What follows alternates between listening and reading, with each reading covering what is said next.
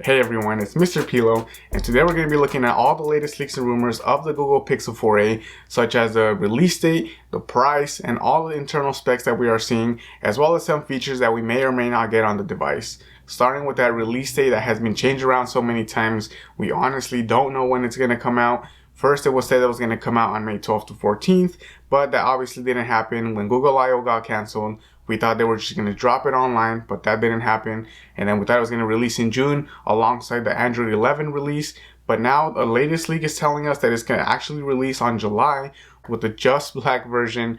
And then in October, the Barely Blue is going to release separately from the Just Black version. But that honestly brings into question whether the Google Pixel 5 is also going to be pushed back till 2021. But that is honestly a topic for another video.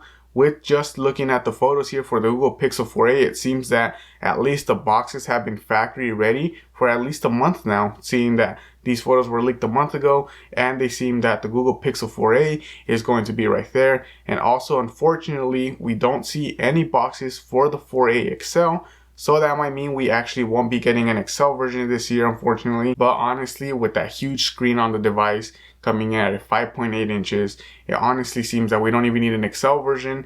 The screen got a huge jump from last year's phone, and they're honestly taking advantage of that hole punch display, making the screen even bigger and seem like we have a bigger phone in our hands with a small frame. But I want to know what you guys think from that. Do you guys think it's a good idea to not release an XL version of the phone with this Pixel 4a device that has been so anticipated and everyone's waiting for it?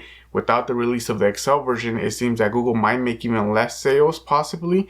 What do you guys think? Let me know down in the comments. I want to know what you guys think about it. And don't forget to leave a like if you guys are enjoying the content, and subscribe to not miss any future updates on the Google Pixel devices and also any other smartphone devices that are going to be coming out in the future. But another latest leak that we are also seeing from the Pixel devices is that the price is actually going to come down, starting at $299 for the 64GB variant and $349 for the 128GB variant. Now, I don't know why this is happening. Some people are saying that it's because of the market conditions.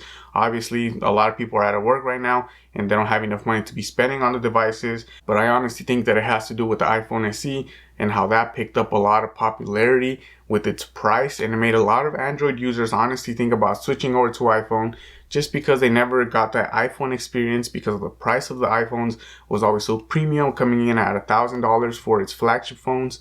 And then the other ones were also in the higher mid-range phone prices. Now, even though a lot of people don't like iPhones, I know if you're an Android fan, you're not going to be looking towards switching to an iPhone.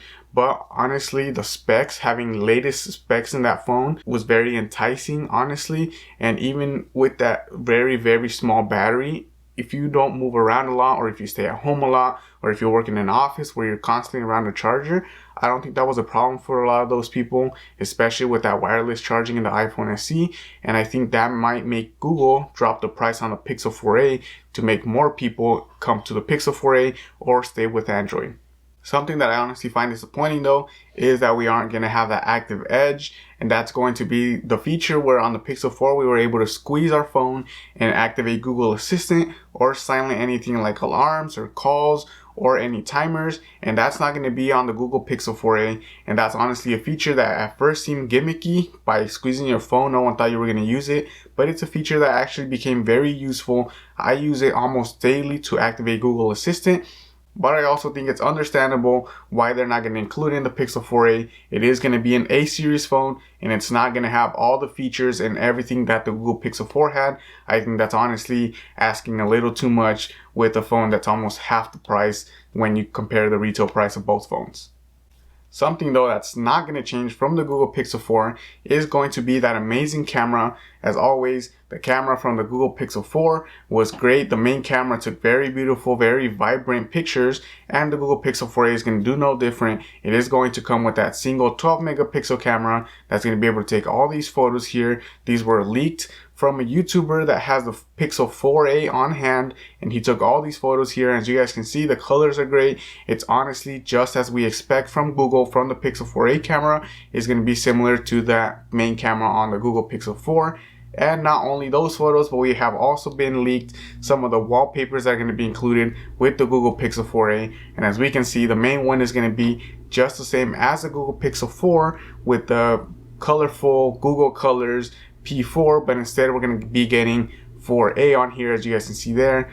We are also going to be getting amazing specs with the Snapdragon 730, 6 gigabytes of RAM, that 3000 milliamp hour battery, just like we saw in the Google Pixel 3a, which should give us great battery life, especially using a Snapdragon 730 chip. It should give us a battery that should last all day so that we can continually use it without needing to charge it.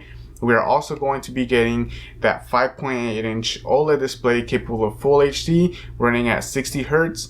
And honestly, all these specs seem like they're almost guaranteed about this phone, because these are something that have not gotten any change for the past couple months. So I'm guessing these are going to be solid on what the Google Pixel 4a is going to offer. Now we're just waiting on when the Google Pixel 4a is going to drop. And we don't even know what's going on. Of course, these are all leaks and rumors, so we don't even know if it's going to release in July. Google can simply just drop it tomorrow with simply dropping a video. We don't honestly know, but we are hoping that July is the latest that it's going to release, because this is a phone we were all anticipating since March with the rumors. It seemed that it was just around the corner, and now it just seems like it keeps getting further and further away. As we talked about before, the cost is going to be $299 for the 64 gigabyte variant, and there's going to be a 128 gigabyte variant coming in at $349. And also, we are going to be getting that 12 megapixel camera from the Google Pixel 4 that's going to be capable of recording at 1080p, 720p, and 4K at 30 frames per second. And I honestly don't know what Google is thinking, not including 60 FPS on the 4a, but maybe they're just waiting to put that on the Google Pixel 5 and include it as an extra added feature, or maybe they're just going to drop it with a Google Camera app update. We honestly don't know. Hopefully they do that. But what do you guys think? Do you guys think Google is making the right choice by not including the 60 frames per second? Would you prefer it to be dropped with the Google Pixel 5? Or would you rather just have a camera update to be able to do that? Because as we have seen, there are apps up there that can make your Google Pixel 4 shoot 60 frames per second at 4K. But unfortunately, those apps cost money, with something that Google should have already included in the phone. But those apps do prove that the Google Pixel 4 and hopefully the 4a already have those capabilities of shooting 60 frames per second.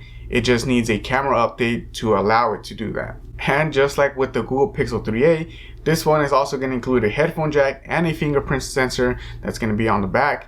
So it's honestly going to include all those A series phone features that you guys were hoping for from the Google Pixel 3a from last year. But I want to know from you guys, would you guys pick up this phone even if there is no 60 FPS at 4K recording capabilities? How many of you guys use this phone as your daily videographer or as your vlogging phone when you guys go out and try and record some video? Let me know down in the comments. Don't forget to leave a like if you guys enjoyed the content, and subscribe to not miss any future updates on the Google Pixel 4a or any other smartphones that are going to be coming out in the future. Thanks again for sticking around until the end, and I'll see you guys around.